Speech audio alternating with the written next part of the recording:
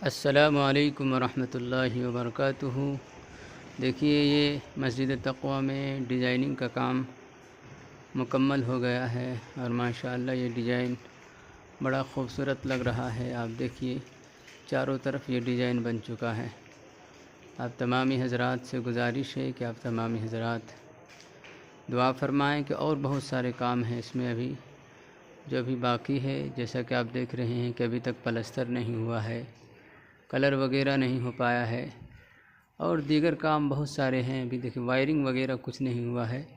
अब तमामी हज़रात से गुजारिश है, ताउन की भी और दुआओं की भी दरख्वास्त है। आप तमामी हज़रात इस मस्जिद के लिए दुआ फ़रमाएँ, बल्कि तमाम मसाजिद के लिए दुआएँ फ़रमाएँ। आप हज़रात देखिए, बड़ा ख़ूबसूरत लग रहा है ये मंज़र। इस मस्जिद की लंबाई देखिए, बहुत लंबाई है, चौड़ाई सिर्फ़ कम है। आप तमामी हज़रात इनके लिए भी